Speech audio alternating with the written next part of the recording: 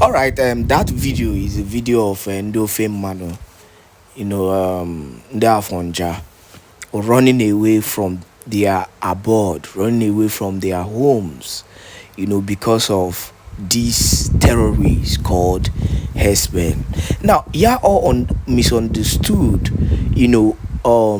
or underrated the power of Simon Ekpan Joko when he created the Biafran Liberation Army. And for so many people who spoke against the Biafran Liberation Army, well, first of all, it was Eastern Security Network, during the time of Mazenam Dekano, before these criminals hijacked it. And Simon Ekpan Joko had to bring about the Biafran Liberation Army. Now, you people underestimate the power of the Biafran Defense Forces in Biafran land. If not for the doggedness of these guys, we could have been seeing something like this in Biafran land. It's not by staying on social media and making noise. It cannot happen. Let's protect our land. Let the government do this. First of all, these people are working with the government. So you must actually understand that they are covered in every area, and that is their agenda. That is why they want to find a way to always penetrate every land. They come bit by bit. Gradually, they take over. Now, somebody was saying something about the Muslim. See, the Muslim, Islam, is not a religion. It's not a spiritual.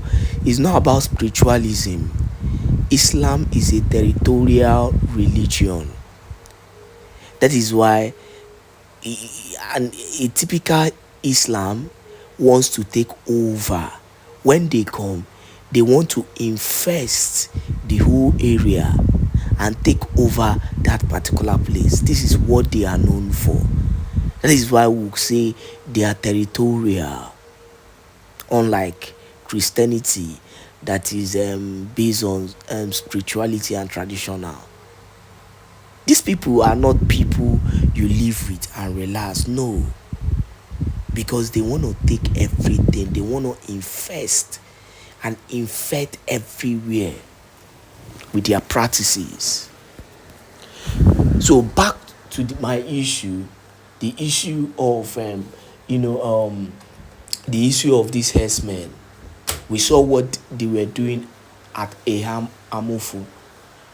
As I'm still talking, that place is deserted because the governor of Enugu State gave chance for this to happen. And it is baffling that the so-called governor Mba cannot come out and speak against this evil that these people are causing in Biafran land. Or are we talking about the so-called illegitimate governor of Imo State?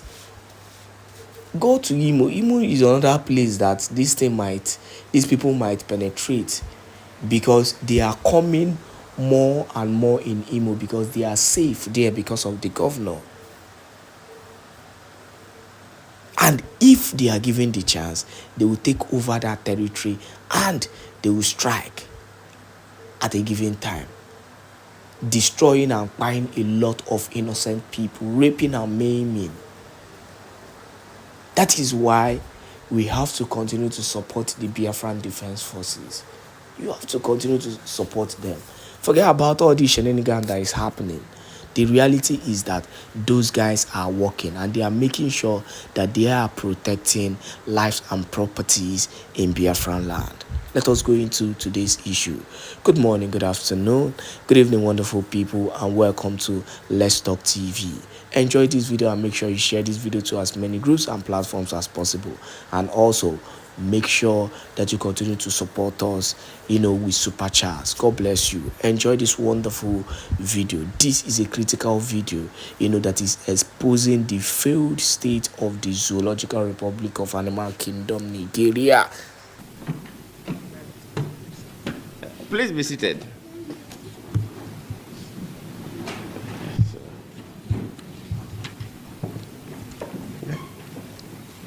Because we've spent quite some time here, so I didn't want to bore you with a lengthy protocol. And so I have to adopt the protocol of the founder. He said that it's not good at protocol, but you did a perfect job.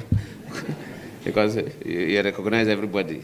Let us join you to also appreciate the governors that are here being represented by very distinguished Nigerians. Thank you so much. And of course, our distinguished senator from Kenya, and other senators are here, Binta and others are here with us. Thank you for being here. And our powerful woman leader in PDP and former Minister of Women Affairs, and one of the mother of the day. Thank you so much.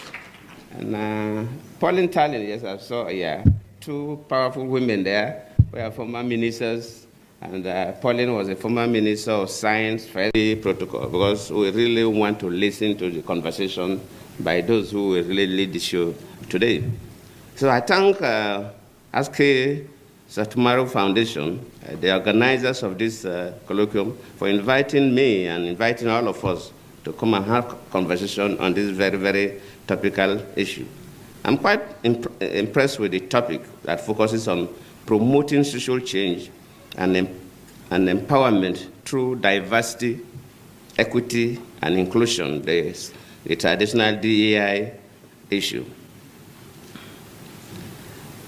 Just like the founder said, when I look at the array of speakers, keynote speakers, and so on, I'm quite pleased that the conversation today will be good, especially relating to what is currently happening in the country regarding River State. As we gather here today, we are reminded that the pursuit of social change is a continuous journey, one that requires a collective effort, commitment, and perseverance. The theme of this colloquium is timely and relevant as we seek to address the present issue of our time, from inequality and bigotry to social injustice and marginalization. I believe that it is mark of good leadership and governance to be able to leverage the transformative power of diversity, equity, and inclusion for social change. As a leader, I have seen how these values can bring people together, foster a sense of belonging, and unlock the full potential of individuals and communities.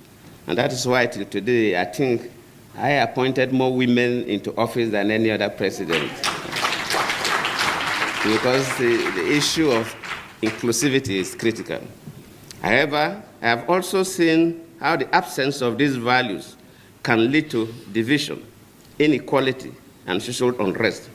It is therefore our responsibility as leaders and change makers to promote a culture of diversity and inclusion, one that values and respects the dignity and worth of every human being and protects the interests of all of us.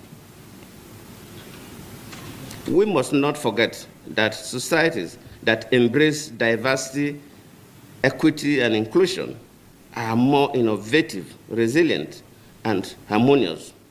I know this because I saw how policies that promoted gender equality, youth empowerment, and regional balance during my time as president helped bridge divides and foster national unity. I am glad that the Askes Tomorrow Foundation is committed to this noble cause, and I commend the Foundation's effort towards promoting social change and empowerment through its various initiatives. Today's colloquium is a testament to this commitment, and I'm confident that our discussions and deliberations will yield valuable insights and recommendations in this regard. And I did mention that what is happening in the country, everybody talks about River State on television, and some of these are the issues we discuss. We're talking about building a society where no one is oppressed, as reflected in the top paragraph of our national anthem. As a former president and also from the Niger Delta, when the issue of suspending the governor came up, I think people call on me, oh, President Jonathan, oh, President Obasanjo, you should say something. People expected us to say something about what is happening. And of course, people don't even know that traditionally all over the world, former presidents hardly make statements about what the current presidents are doing because of the tension it could create in the country. In most cases, look at America, look at everywhere. So hardly for former presidents to make, sometimes you see and you look. And of course, what is happening in Nigeria today regarding the situation in River State is like an Indian proverb that said that if somebody is sleeping, really sleeping, you can easily wake up that person. But if the person is pretending to sleep, you find it difficult to wake up that person.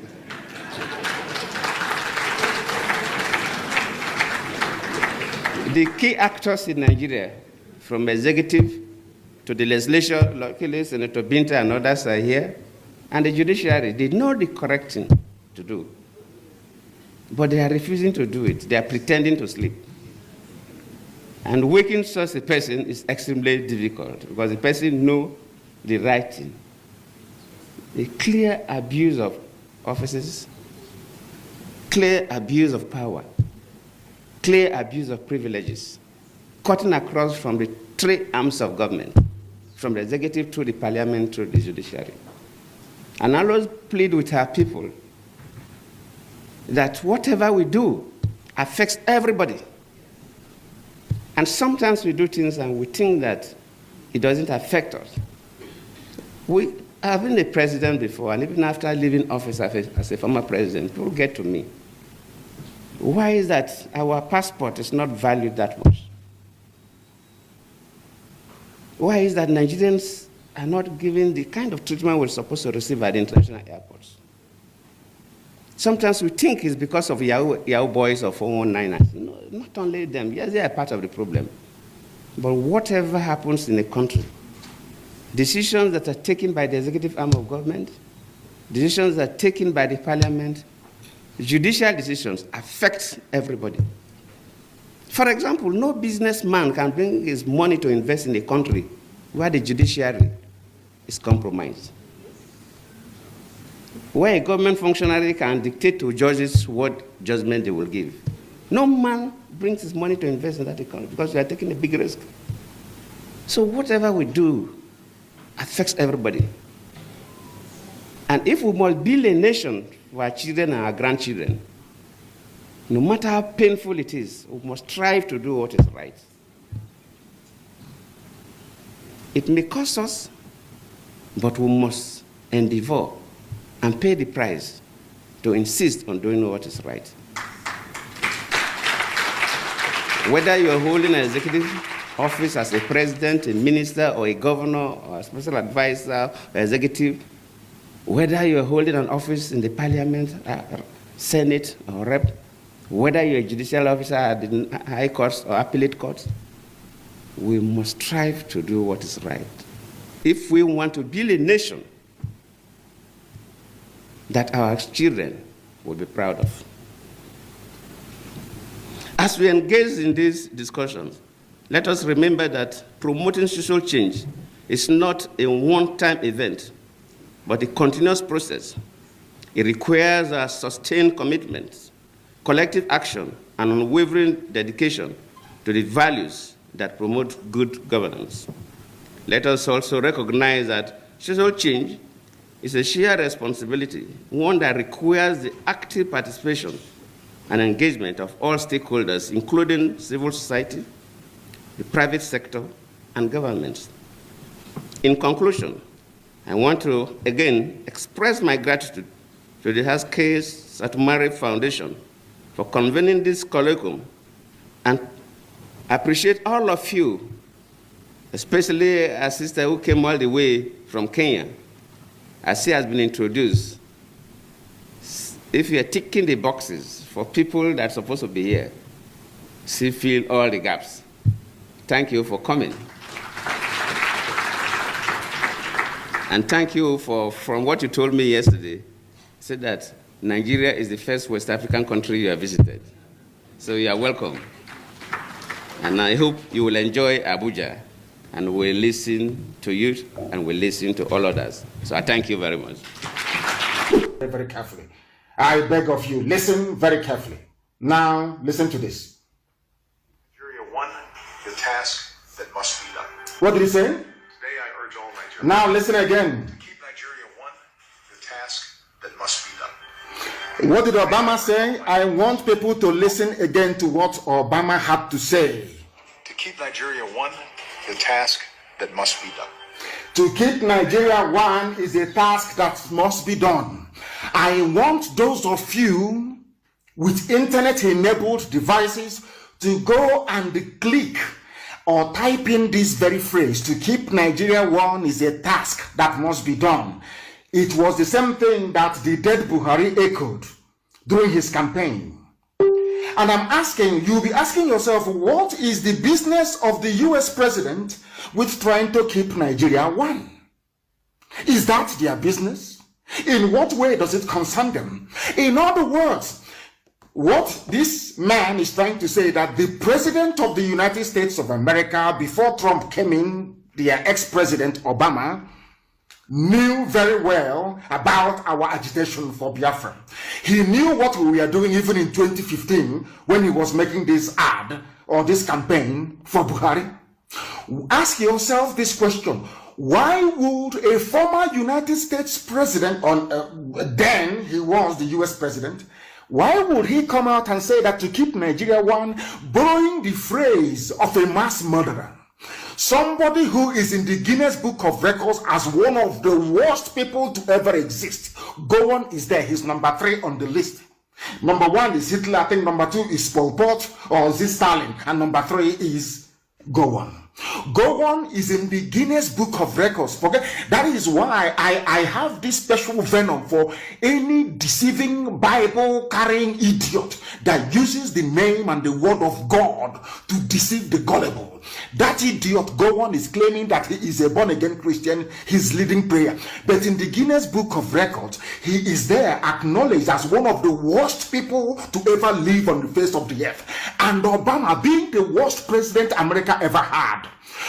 Somebody who claims his ancestry is from Kenya, but because of the money they are getting, because of the bribe, because of the corruption they are encouraging in the zoological republic that was created by Britain, this fool opened his mouth and said to keep Nigeria one is a task that must be done. The same words used by Gowon during the war of genocide against Biafra.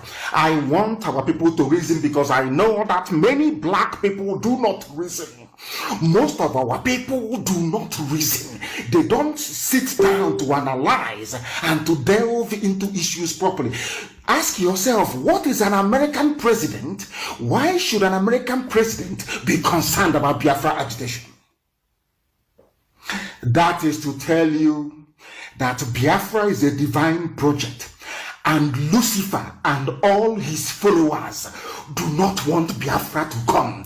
What I'm trying to say to you is this: anybody, regardless of who they are, any human being, anybody who rises up to castigate the agitation for Biafra, that person is a servant of the devil. Is a servant of the devil. Regardless of that carrying the Bible or not. This job of keeping Nigeria one, that is a task that must be done. Go and Google it. Buhari when he was alive, made reference to Gowon that they fought a war to keep Nigeria one. Go and look at it. Ask yourself this question: why would Obama use exactly the same words of Gowon, a mass murderer and a killer? That tells you the extent of opposition that Biafra is getting, even from quarters and from people you least expect. That is why this is God's project. It doesn't belong to man. God's project. Can you imagine that throughout Obama, 8 years of Obama's presidency, he was working for one Nigeria? Not to make Nigeria a better place, but that he said the task, which means Obama quite literally placed the United States Army at the disposal of Buhari when he was alive. That the task of keeping Nigeria, that to keep Nigeria one is a task that must be done. The same words that Gowon used, I said the same verbatim. The same words that Gowon used during the genocide, which means that Obama is in support of 5 million Biafrans that was slaughtered during that very genocide. Do you see why I feel sorry for anybody who is against what we are doing? Do you see why I feel sorry for them? They don't understand what we are in. Ask yourself, what wrong did we do to Zuckerberg, the idiot that owns Facebook? Nothing. We've done nothing to him. Nothing whatsoever. I don't know if a Biafran took his wife from him or something. I have no idea. This man have consistently instructed his people to delete, to suppress. People previously, when they write or they comment and they get loads and tons of reactions. These days they write and they don't get up to 4 reactions. Up to the point that this very morning they were saying to me that I cannot broadcast live, that I must tell them where I am. Facebook, what has Facebook got to do with where I'm staying? What business of theirs is it? An American president was in the White House using the same words of a mass murderer, saying that Nigeria must be kept one. And I'm asking myself, what is the business of Obama's administration? Why would they want Nigeria to remain one? Because even Obama knows that Nigeria is there to serve an Islamic purpose. That Nigeria is there. They want to Islamize each and everybody. They want to make it the home of the most popular, should I say populous, Islamic nation in Africa. Unless you have common sense and a functioning brain, you will not understand what I'm saying. But I'm going to play it. The whole clip that you may know. And I want to publish it on my page for the world to see and to hear. What is the business? Ask that question, please, whoever is posting this clip. What is the business of Obama with Nigeria's unity? Why? What? What for? Because he's benefiting from it. They benefit from corruption. They benefit from it. That is what they are doing. I'm going to play it. Unfortunately, it is not as loud as I would like it to be. Let me play it once again that the world may hear. To keep Nigeria one, the task that must be done. Unbelievable. To keep Nigeria one, the task that must be done. Yes. Today I urge all Nigerians. I urge all Nigerians. All religions, all ethnic. All religions, everybody. Vote for Buhari. Keep Nigeria one. Help and keep Nigeria one. Advancing the security. Help to keep Nigeria one. Have you asked yourself, why would Obama, what has Obama got to do with one Nigeria? He did not say vote out corruption. He did not say vote out ineptitude, incompetence. He did not say vote out insecurity. He said you must go to vote. You must go to vote for one Nigeria. You must keep Nigeria one. Obama is asking you to keep Nigeria one. I want people with gumption, with common sense, to understand what that means. That tells you, that was why people are asking me, oh, why do you say that Biafra is the last miracle? Because I said to them, the reason why I keep using that very term is because people are into Biafra agitation, but they don't know what they're doing. They don't know the spiritual dimension of this very effort. They have no idea, they have no clue. Satan, it was Lucifer himself, it was Satan himself that inspired the British, that informed the decision of Lugard to create one Nigeria in the first place. It was a satanic act. The reason being that once you suppress Biafrans in Nigeria, the whole of Africa will remain in darkness. Black people all over the world will remain subservient. They will be slaves forever and ever. That is why anybody, any human being, any idiot who rises up to say that Biafra agitation is misguided, is misplaced, shouldn't be, that person, I can swear, is working for Satan, for Lucifer. They're the same camp with Obama. I hope you can now understand it. You can now understand the level of Fulani Janjaweed is not our opposition. God in heaven knows they are nothing. They don't exist. Fulani is nothing. They are stupid. They are not educated. They are Janjaweed. What do they know? They know nothing. You people are fighting forces and principalities you don't know that hates you. If you look at Obama now, they say, but has Obama said anything about Biafra? He doesn't know about Biafra, but Obama knows about Biafra more than all of you put together. That was why he used the word one Nigeria, to keep Nigeria one.